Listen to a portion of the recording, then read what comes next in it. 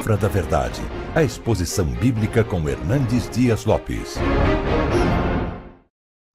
Irmãos queridos, nós vamos abrir a Palavra de Deus no Evangelho de Jesus Cristo, conforme o relato de João, capítulo 13. Evangelho de Cristo, conforme o registro do evangelista João, no capítulo 13.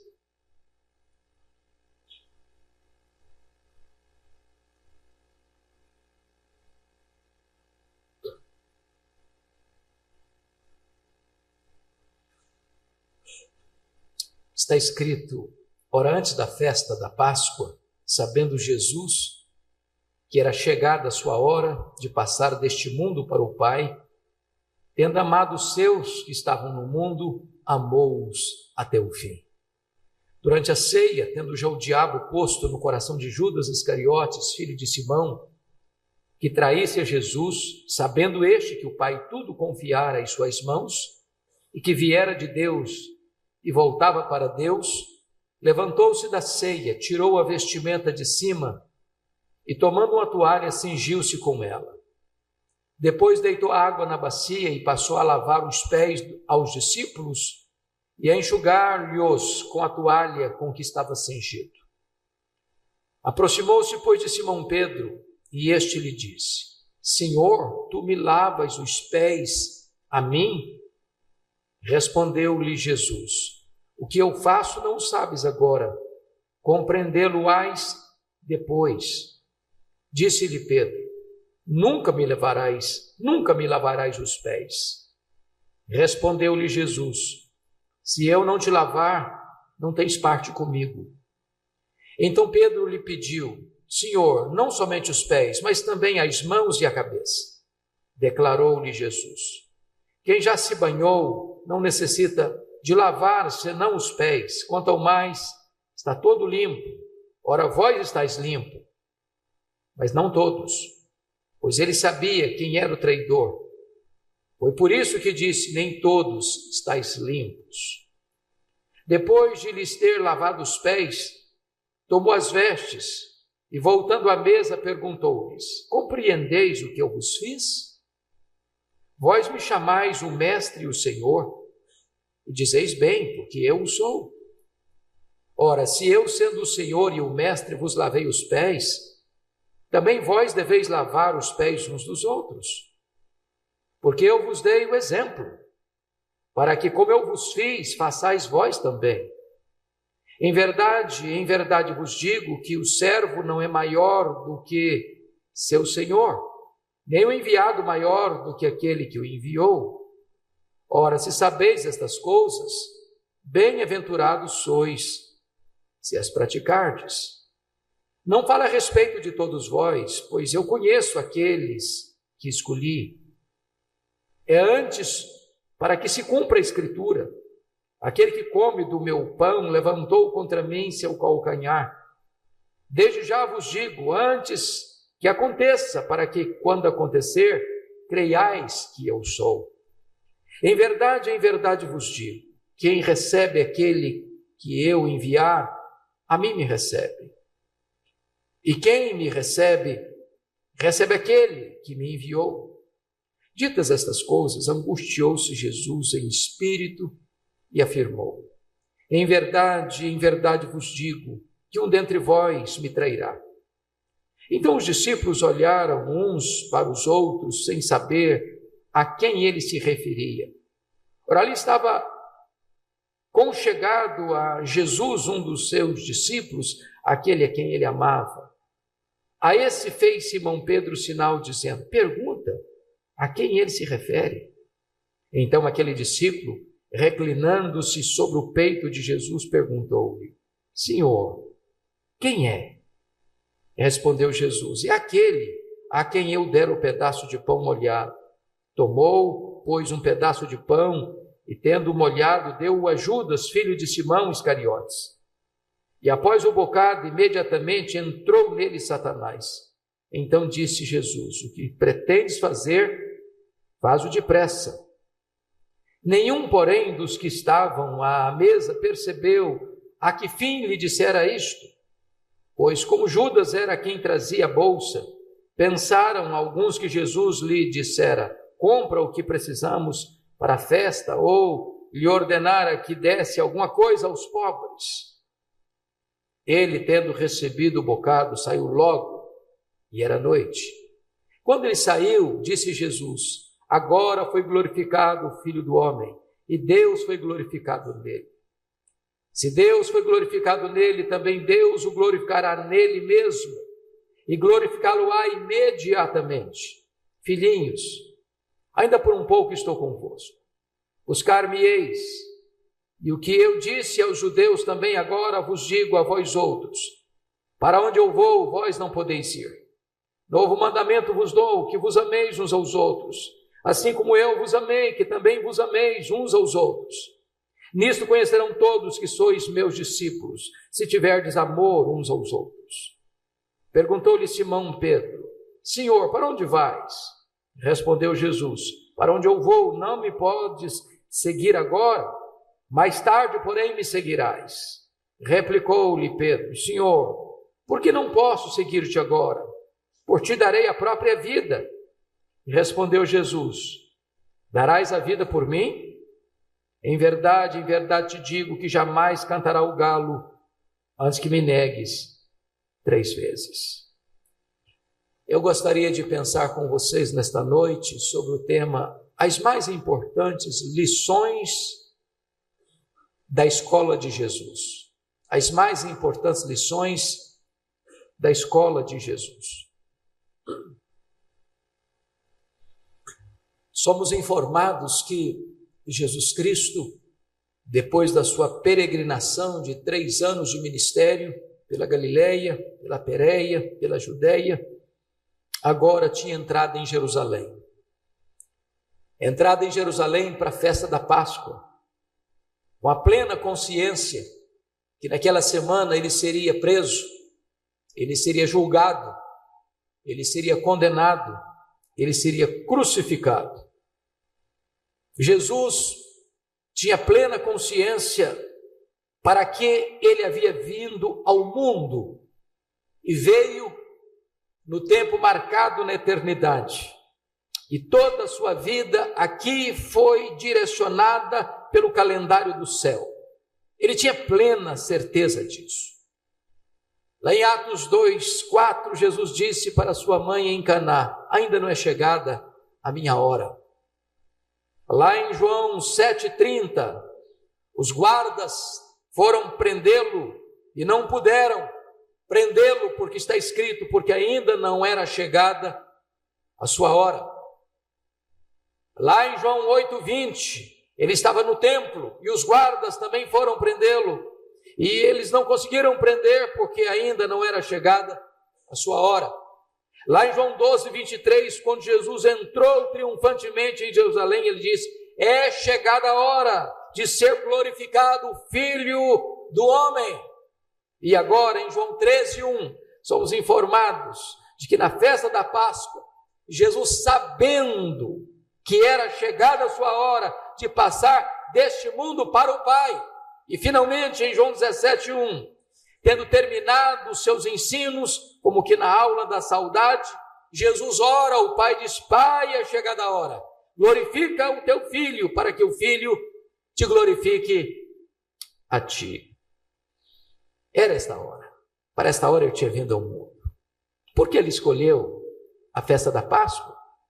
Para esta hora, a hora de morrer pelos pecados do seu povo, para redimir o seu povo.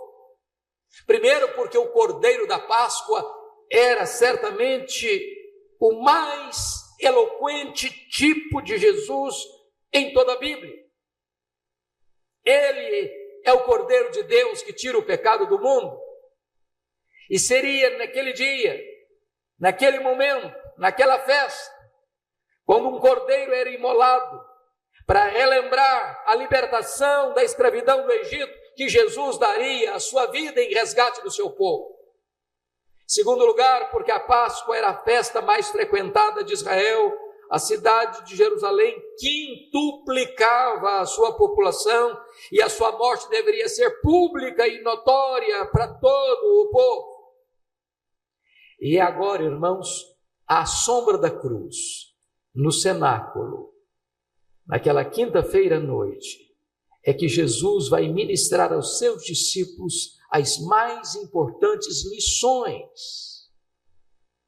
Ele não fala mais para a multidão, ele não fala mais para o povo. O seu ministério se encerrou com a multidão e agora ele se fecha no cenáculo e apenas se dirige aos seus discípulos, transmitindo a eles as mais importantes lições essas que gostaríamos de rever e trazer à luz dos meus amados nesta noite para a nossa reflexão. Que lições são essas da escola de Jesus? Que lições são essas da chamada aula de saudade de Jesus? Primeira lição. A primeira lição de Jesus tem a ver com o seu amor perseverante. Está escrito aí, notem comigo, no versículo 1, ora, antes da festa, sabendo Jesus que era chegada a sua hora de passar deste mundo para o Pai, tendo amado os seus que estavam no mundo, amou-os até o fim. Irmãos amados, o amor de Jesus pelos seus discípulos, pela sua igreja, foi um amor eterno. Ele nunca recuou de nos amar. Nunca houve um tempo, seja na eternidade, seja na história, em que ele cessasse de nos amar. Amou-os não quando o amor dessas pessoas podia atraí-lo, mas amou-os não por causa dos seus méritos, mas apesar de seus deméritos. Amou-os mesmo sabendo que entre aqueles homens havia um que haveria de traí-lo.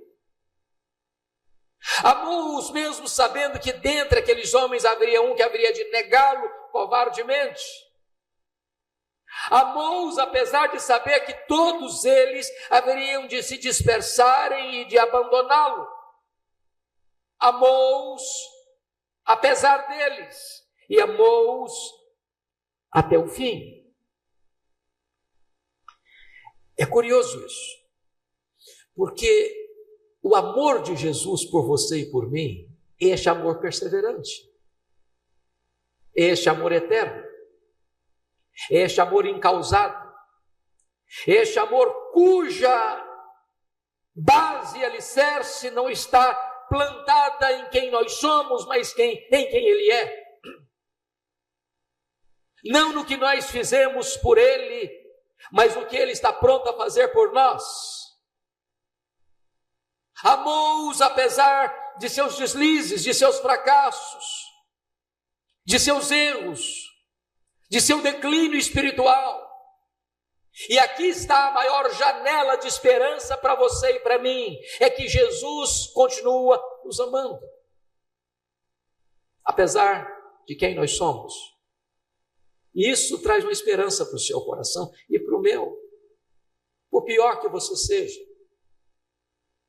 por pior que seja a sua realidade de hoje, por mais grave que seja o seu pecado, por mais terrível que seja a sua vida, por mais preso que você esteja no cipoal de seus vícios, de seus pecados, de suas mazelas, Jesus não cessa de amar você. Não tem nada que você possa fazer para Ele amar mais você, nem amar menos você. Ele ama você com amor eterno, com amor perseverante. Ele ama você e ama até o fim. Essa é a primeira lição que Jesus quer transmitir àqueles homens. Ele os ama, apesar deles. Ele ama você, apesar de você. Não importa quem é você, de onde você vem, o que você faz, quão longe você foi, quão profundo você caiu, quão miseravelmente você está maculado, manchado e contaminado pelo pecado. Ele ama você com amor eterno e ama até o fim. Há uma segunda lição aqui que eu gostaria de chamar a atenção dos irmãos. A segunda lição de Jesus tem a ver com o perigo da hipocrisia disfarçada. E você pode ler comigo no verso 2 e 3. Durante a ceia, tendo já o diabo posto no coração de Judas Iscariotes, filho de Simão, que traísse Jesus, sabendo este que o Pai tudo confiara em suas mãos e que ele viera de Deus, e voltava para Deus. Notem vocês que Judas Iscariotes, como os demais apóstolos, foram escolhidos por Jesus, depois de uma noite inteira de oração, cumprindo e obedecendo à vontade do Pai. Judas Iscariotes, portanto, foi escolhido por meio de oração para fazer a vontade do Pai. E ele foi escolhido por Jesus para estar com Jesus como os demais. Foi escolhido por Jesus para pregar a palavra, o evangelho. Foi escolhido por Jesus para curar os enfermos. Foi escolhido por Jesus para libertar e expulsar demônios e libertar os cativos. Essa foi a finalidade e o propósito com que Jesus escolhe os seus apóstolos, para estarem com ele, para os enviar a pregar, para libertar, para curar os enfermos. Por 3 anos, Judas andou com Jesus. Judas viu os milagres de Jesus. Judas viu os cegos vendo, os coxos andando, os surdos ouvindo, os mudos falando, os leprosos sendo purificados, os endemoniados sendo libertos, os mortos ressuscitando. Judas, durante 3 anos, realizou a obra de Jesus. Certamente, Jesus os enviou de 2 a 2 e Judas estava lá. Jesus enviou os 70 e Judas estava lá. Judas certamente pregou o evangelho para os outros. Certamente Judas orou pelos enfermos. Possivelmente Judas expulsou demônios no nome de Jesus. Mas agora estamos vendo este homem endemoniado para a sua própria destruição. Judas é aquele homem que está envolvido com o sagrado, está lidando com as coisas espirituais. Judas é aquele homem que tem o privilégio de estar na liderança da igreja, ocupando um cargo de confiança dentro da liderança da igreja, mas é um homem que ainda não passou por uma experiência de novo nascimento e de conversão, e ele abre flancos na sua vida para o diabo entrar na sua história e arruinar a sua alma. Judas nos mostra o quão longe um homem pode ir na sua profissão religiosa sem ser convertido. Ele se envolve com as coisas de Deus. Ele nos mostra, portanto, o perigo e a ameaça e a inutilidade dos maiores privilégios sem um coração sincero diante de Deus. Prestem bem atenção nisso. Privilégios espirituais sem a graça de Deus tornam-nos ainda mais culpados. Ninguém é salvo por frequentar a igreja, por pertencer à igreja, por ser líder religioso, por ocupar lugar de destaque numa denominação religiosa ou por exercer até mesmo um ministério espetacular. Ninguém é salvo apenas por conhecer intelectualmente o evangelho ou mesmo pregar o evangelho. Judas tinha tudo isso e ele não era convertido. Judas nos adverte sobre a necessidade ainda hoje de nós sondarmos o nosso coração. A Bíblia diz que Jesus sabia que era ele. A Bíblia chega a dizer que Jesus o chama de diabo, lá em João 6,70. E aqui Jesus sabia que ele era ladrão. Jesus sabia que ele amava o dinheiro. E Jesus sabia que quem era o dono e o senhor da vida dele era o diabo.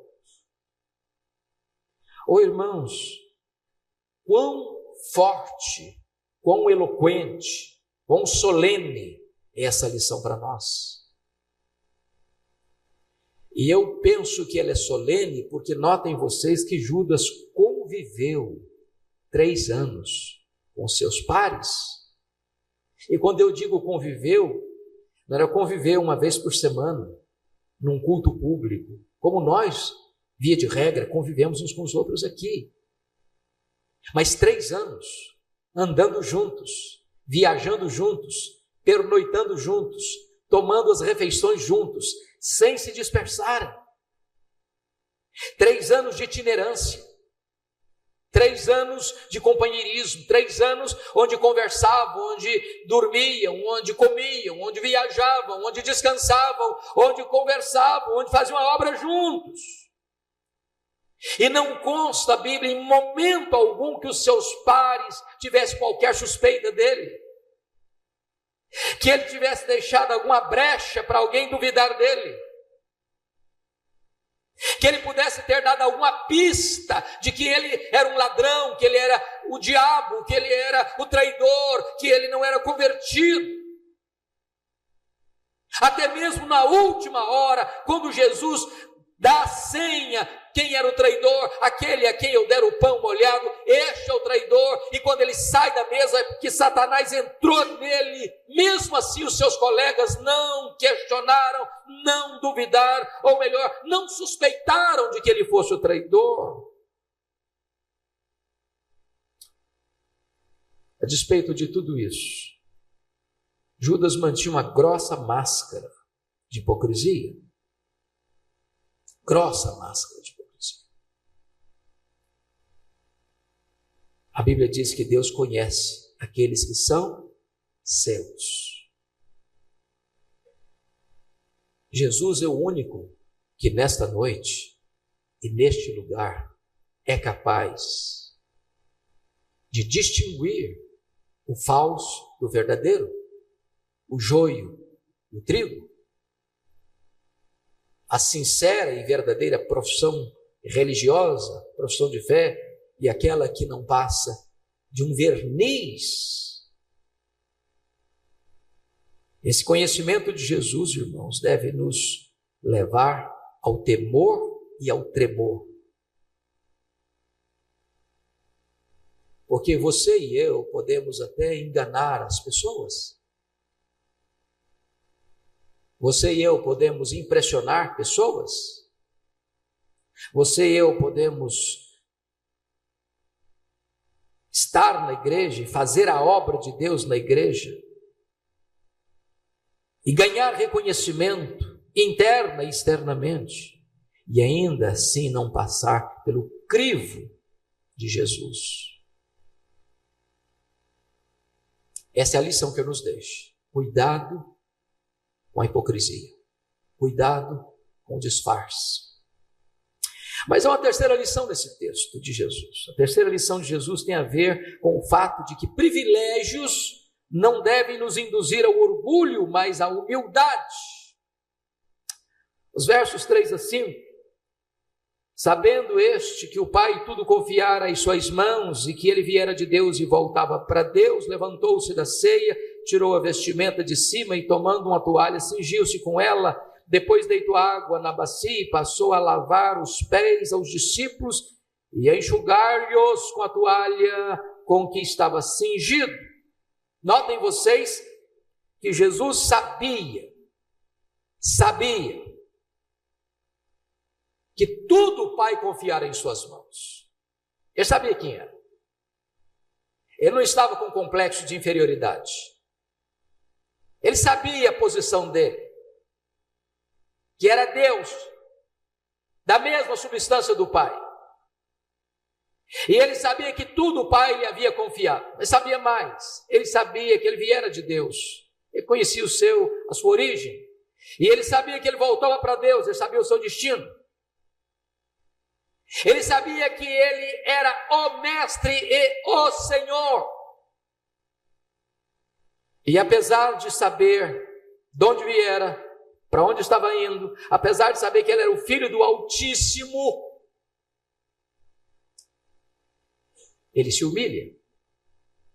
E se você quiser entender melhor o contexto aqui dessa lavagem dos pés, ou do lava-pés, você tem que ler Lucas 22. Porque é lá em Lucas 22 é que está a motivação para Jesus fazer isso. E as Escrituras nos informam lá em Lucas 22, que quando os discípulos estavam à mesa, e as Escrituras nos dizem que Jesus tinha mandado Pedro e João preparar um lugar, e eles prepararam o cenáculo, e a mesa estava posta. Pense comigo, cordeiro assado, os pães sem fermento, as ervas amargas, o vinho, tudo pronto, assentados à mesa. De repente, começa uma conversa entre os discípulos assim: quem de nós é o maior? Quem de nós tem mais prestígio? Quem de nós ocupa uma posição mais elevada no reino? É nessa conjuntura, quando Jesus está mergulhado na sombra da cruz para dar a sua vida em resgate dos seus, é que os discípulos estão disputando prestígio. Não tem nada mais contrário à fé cristã do que os discípulos de Cristo disputarem prestígio entre si.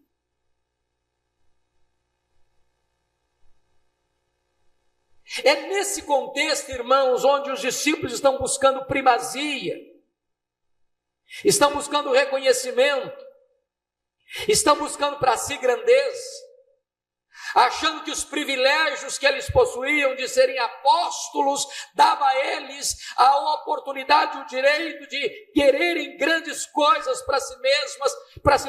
É que Jesus se levanta da mesa, não para fazer um discurso, mas para repreendê-los com atitudes.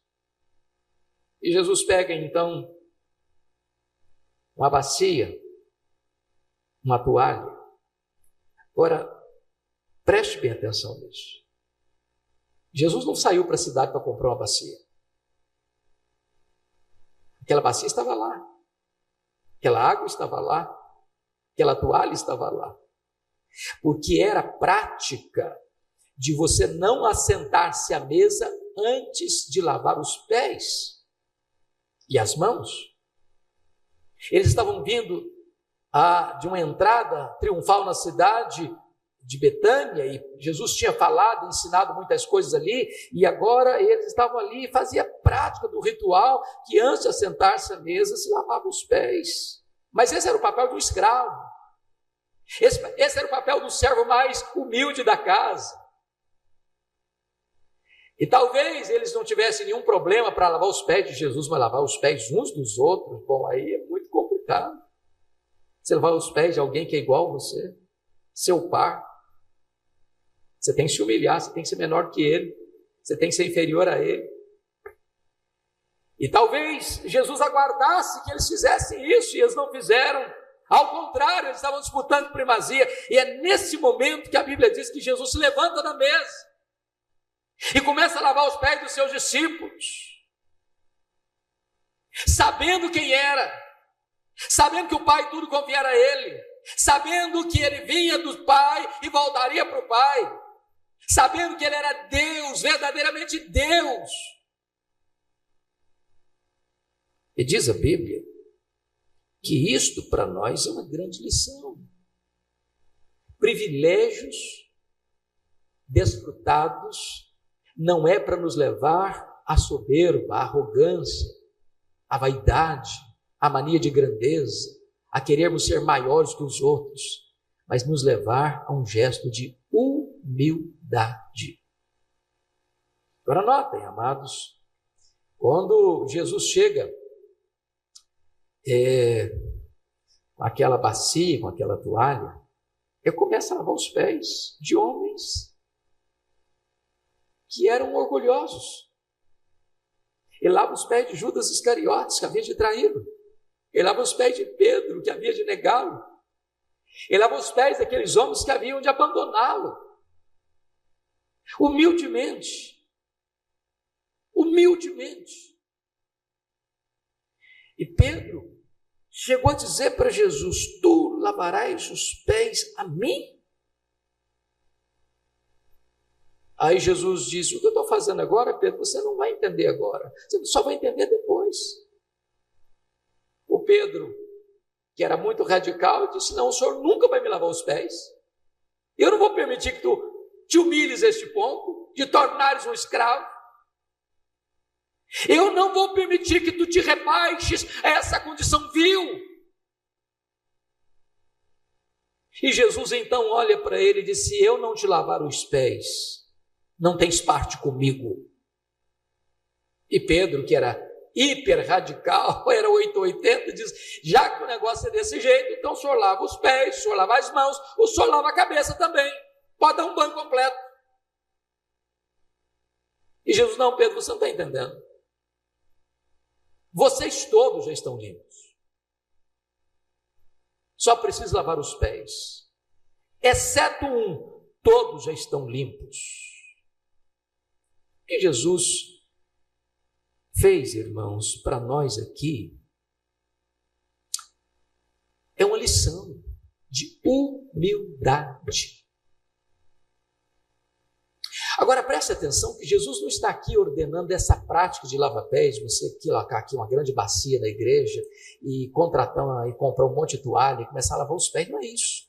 Isso é um símbolo, isso é um emblema. Isso é a capacidade de você se curvar aos pés do menor. E Jesus Cristo vai estabelecer uma lição de humildade, porque ele vai mostrar para aqueles discípulos que você é maior, diz o verso 16, em verdade vos digo, que o servo não é maior do que o seu senhor, nem o enviado maior do que aquele que o envia. Ora, se sabeis estas coisas, bem-aventurados sois, se as praticardes. Sabe o que significa isso? Quando você se humilha para servir o seu irmão, você se torna parecido com o seu Senhor. Você quer parecer com o seu Senhor? Seja humilde. Porque no reino de Deus a pirâmide está invertida. Você quer ser grande? Sirva. Você quer ser parecido com Jesus? Sirva. Você quer imitar aquele que é o Senhor? Se ajoelhe. Lave os pés. Sirva o seu próximo. Tem o mesmo sentimento que houve também em Cristo Jesus. O grande problema nosso, irmãos, como igreja, como irmãos, como família da fé, é que nós queremos ser servidos. Nós não queremos servir. Nós queremos reconhecimento, nós não queremos nos humilhar. Nós queremos ser destacados, nós não queremos a bacia toalha. Nós queremos prestígio e reconhecimento e não queremos tomar posse dos símbolos do cristianismo, toalha e bacia. A humildade de Jesus repreende o nosso orgulho. E eu gostaria de encorajar você hoje, irmão, a entender e praticar esta lição de Jesus. Pegue a bacia, pegue a toalha. E eu vou fazer uma pergunta aqui, você, por favor, não vai respondê-la, responde para você. A quem você tem servido? Ultimamente. A quem você tem usado simbolicamente a bacia toalha? A quem você tem lavado os pés? Que tipo de cristianismo é o que você exerce? Do reconhecimento? Da grandeza? Dos aplausos? Da busca de holofotes? Da busca de prestígio? Ou nós podemos aprender com Jesus esta lição de humildade? Jesus não foi um alfaiate do efêmero, ele foi um escultor do eterno. E ele traz a bacia e a toalha como símbolos de grandeza no reino de Deus. Quarta lição que nós podemos aprender com Jesus, irmãos, é a lição de ver a eficácia da salvação e a necessidade da purificação contínua. Quando Jesus Cristo disse para Pedro: vocês todos estão limpos, exceto um, só precisam lavar os pés. O que Jesus está querendo dizer com isso? O que Jesus está ensinando aqui, irmãos, é que a nossa salvação é absolutamente eficaz. O que Jesus está ensinando aqui é um princípio que nós pregamos: uma vez salvo, salvo para sempre. Todos aqueles que já foram lavados pelo lavar regenerador do Espírito Santo não precisam mais desta outra lavagem, de nascer de novo outra vez, de ser regenerado outra vez, de ser justificado outra vez. Esta obra da redenção acontece uma única vez e não se repete mais.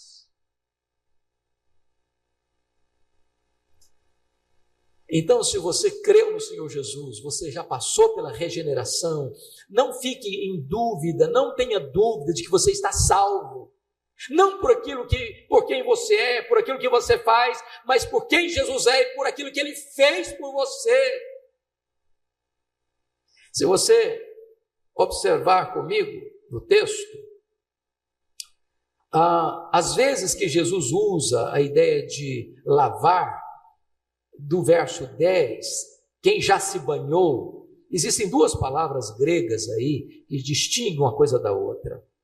A palavra que é usada nos versos anteriores ao verso 10 é a palavra nipto do grego. E nipto do grego é lavar parte do corpo, lavar as mãos ou lavar os pés. Mas a palavra que aparece no verso 10, a palavra banhar, é a palavra luo, e luo no grego é banhar-se por completo.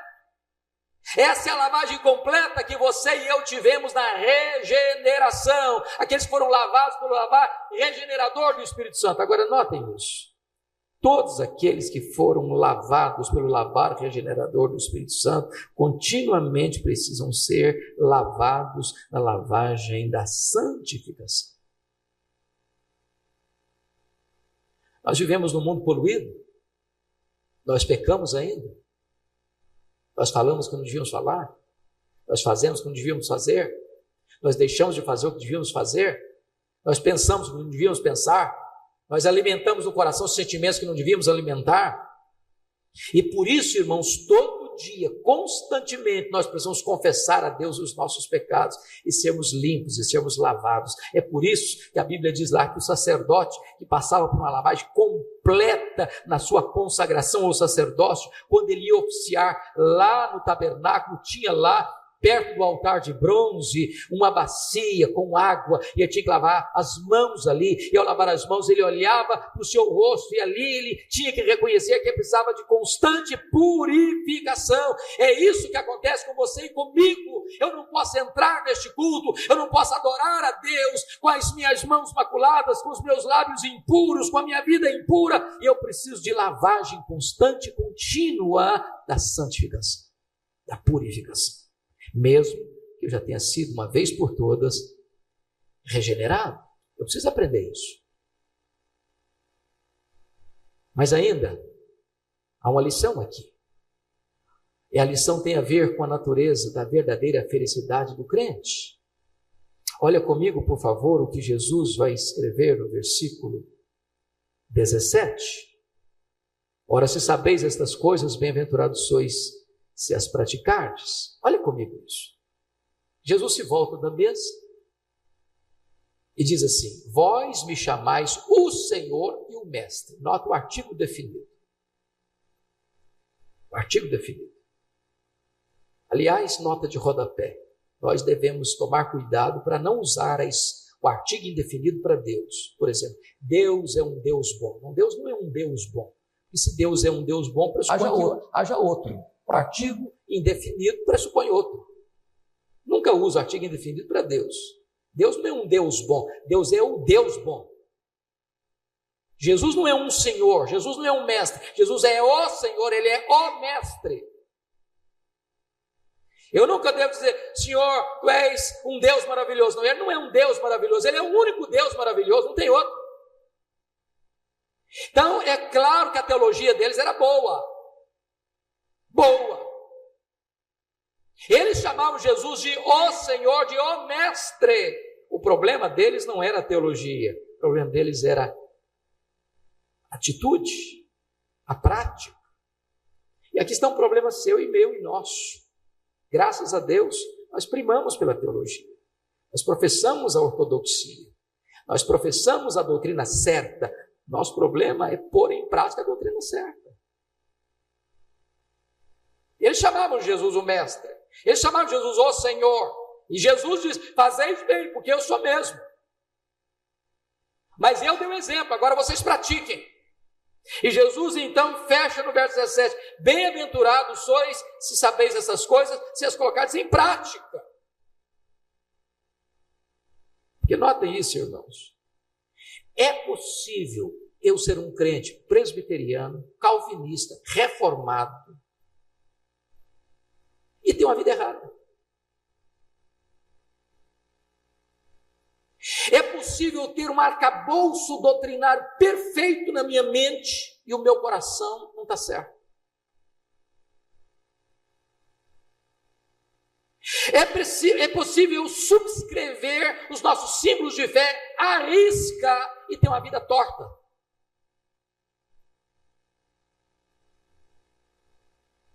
O que Jesus está mostrando para nós é que a verdadeira felicidade não está em apenas conhecer intelectualmente a nossa doutrina, mas em colocar a nossa doutrina em prática.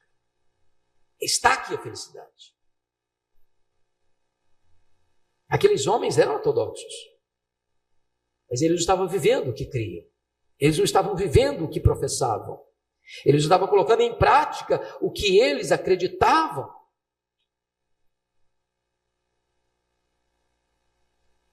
E eu pergunto a vocês, o que é ser feliz? Segundo o mundo. Na posição de Jesus, Jesus diz aí: ora, se sabeis essas coisas, bem-aventurados sois se as praticais. Saber o quê? Vós me chamais o mestre e o senhor e fazeis bem, pois eu lavei os pés de vocês. Eu lavei os vossos pés. Então faço mesmo.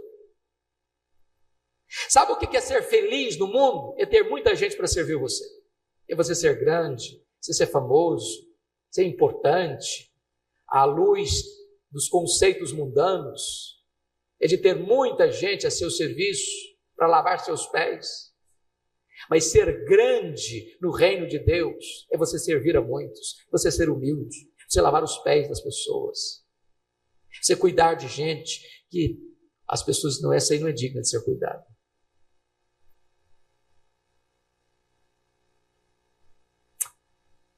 Então deixa eu dizer uma coisa para você: nunca se envergonhe de fazer aquilo que Jesus fez. Nunca se envergonhe disso.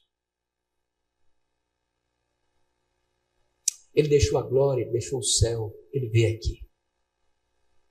Ele vestiu pele humana, calçou as sandálias da humildade, pisou o nosso chão, bebeu a nossa água, comeu o nosso pão, sentiu a nossa dor, lavou os nossos pés, morreu pelos nossos pecados, se envolveu com gente indigna, se envolveu com publicanos, com pecadores. Ele cuidou de prostitutas, ele cuidou de leprosos, ele cuidou de doentes, ele cuidou de gente arruinada, de gente quebrada, de gente machucada. Ele amou, ele serviu, ele alimentou, ele abençoou, ele consolou, ele confortou, ele disse palavras de vida, ele salvou, ele redimiu. E eu e você não podemos nos envergonhar de fazer o que ele fez. O que Jesus está me ensinando aqui é que é inútil o conhecimento religioso que não é acompanhado pela prática. Um conhecimento que não se traduz em trabalho, em obra, em serviço, é um conhecimento estéril e não produz felicidade. O conhecimento sem amor envaidece, a fé sem obras é morta, a doutrina sem vida é inútil, e o conhecimento sem obediência nos torna mais culpados ainda diante de Deus. Se eu apenas sei a verdade, a minha fé não é melhor que a dos demônios, porque os demônios sabem que Deus é um só, e creem, mas eles não são felizes, porque eles não obedecem.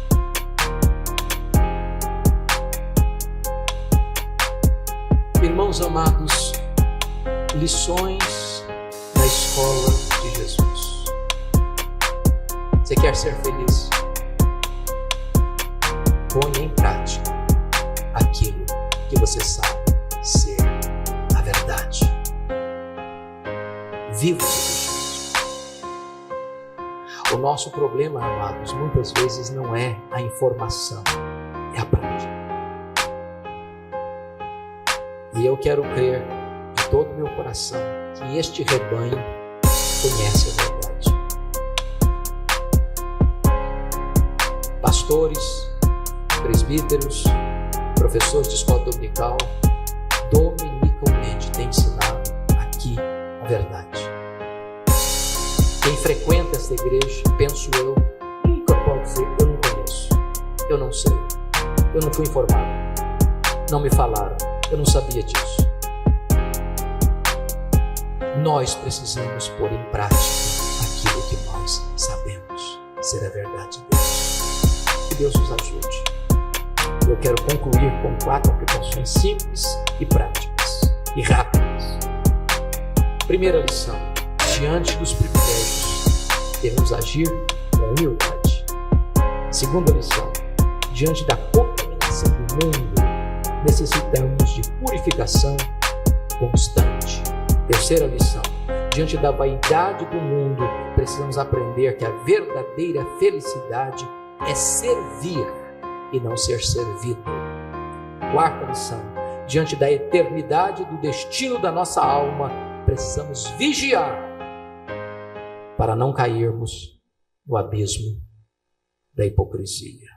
Que aprendamos essas lições na escola de Jesus. Curva sua fronte, por favor. Vamos orar.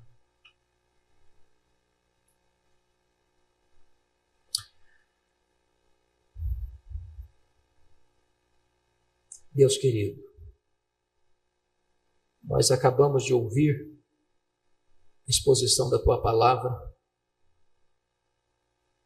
e nesta noite nós pedimos que o Espírito Santo nos ajude, nos dando percepção e capacidade de olhar para dentro de nós, por Tua bênção e socorro, a fim de que não sejamos enganados pelo nosso próprio coração. Que os nossos olhos estejam abertos para entender o grande, imenso, eterno e perseverante amor de Jesus. Que jamais o nosso coração ceda a qualquer dúvida acerca do seu amor por nós. Em nome de Jesus, nós te rogamos que tu nos ajudes a não entrar pelo caminho do auto-engano, da hipocrisia, de botarmos uma capa espiritual, de mantermos uma máscara de piedade e de fazermos a tua obra sem ter o nosso coração transformado pelo poder regenerador do Espírito Santo. Ajuda-nos a entender, Deus, a segurança que podemos ter da vida eterna, nós que fomos lavados pelo lavar regenerador do Espírito Santo. Mas dá-nos também a compreensão, Deus, de que precisamos todo dia, continuamente, buscarmos a purificação que há no sangue do Cordeiro. Ajuda-nos a entender, ó Deus, a necessidade de lavarmos os pés uns dos outros, a servirmos uns aos outros, a não buscarmos para nós reconhecimento, mas nos prostrarmos com a bacia e com a toalha, pronto a servirmos ao nosso próximo. Ajuda-nos, sobretudo, a entender, Deus, que a verdadeira felicidade não está apenas no saber essas coisas, mas em praticá-las. Livra-nos de um cristianismo apenas teórico. Dá-nos a bênção de sermos praticantes da palavra, mais do que meros ouvintes da palavra. Que seja assim, para a glória do teu nome. Em nome de Jesus. Amém. Palavra da Verdade, a exposição bíblica com Hernandes Dias Lopes.